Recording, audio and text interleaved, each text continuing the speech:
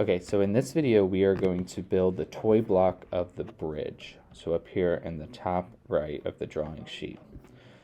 So if you notice, I'm still on the cube drawing. So to create a new drawing, there's this little new design plus button in the top right, just past the X.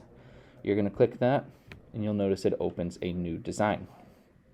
As long as you've saved the cube drawing, you can click this little X beside of it and it will go away, so you just have the new drawing over here. So what I didn't do last time, but what I like to do, just so we're making sure we're saving stuff, is before I even start doing anything, I'm going to press the save button and I'm going to go ahead and give it a title. So I'm just going to call this bridge. And you'll notice it'll pop up on the left now and it says bridge version 0 at the top. And it's not going to show a little image on the left because there is no image. It's a blank drawing right now. So we're going to get started just like we did before. I'm going to pick which face I'm drawing. So in this case, I'm going to draw the front face. So this bridge looking shape here. And then I am going to extrude it back. So I'm going to draw what is a rectangle of the width of 2.35 and then 1.175 tall. And I get that height from right here. And then we'll add this circle in later. So I'm going to create a new sketch. In this case, I'm drawing on the front plane, so I'm going to draw on this plane right here. And I'm going to start with the rectangle tool again.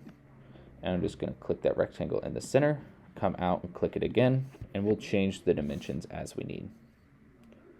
So now to dimension it, under the Create drop-down, we'll do Sketch Dimension. And I'm going to check how wide this needs to be and how tall this needs to be. So the width over here, I'm noticing it's 2.35 inches. So I'm going to click on it right here, go up, and get 2.35 inches. And you can actually type I in after if you want to make sure it's in inches. So you got 2.35 inches. And now the height is how tall it is. I notice the dimensions aren't listed on the front, but it is over here on the side, 1.175. So I can click the side, go out again, 1.175. And now we have a rectangle. We're going to add the hole in later, but right now we have a rectangle. So we're going to finish our sketch. And now what we need to do is turn this rectangle and extrude it back to be the depth we need. So here I need to go back 1.175, and I can see that width right there. The depth 1.175 inches. So I'm going to click extrude, and you can actually click and drag this back again if you want to get the height. So I'm going to type 1.175,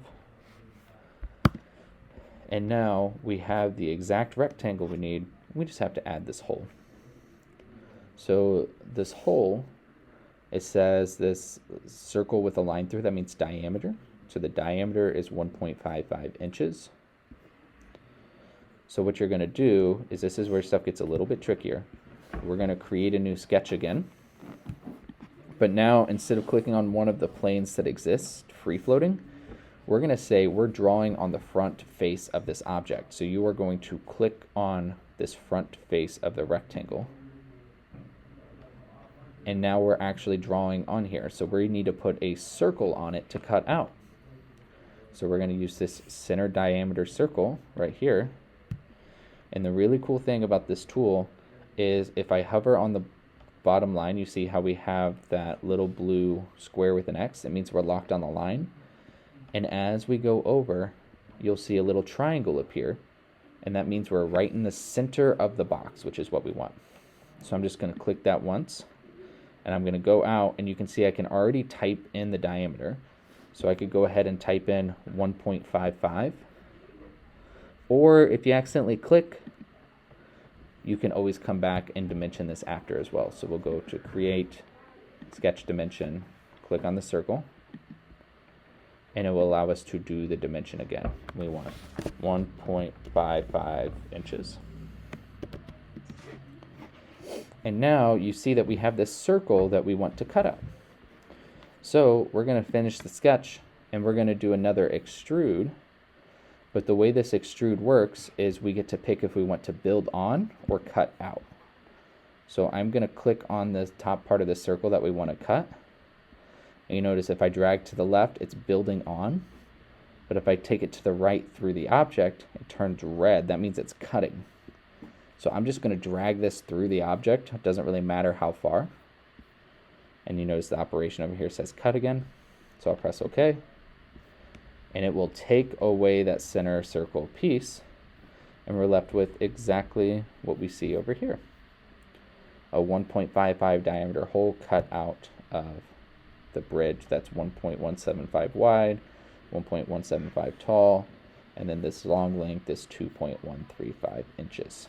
So once you have all of that done, you can press save, and you'll now see over here, version description, just user saved.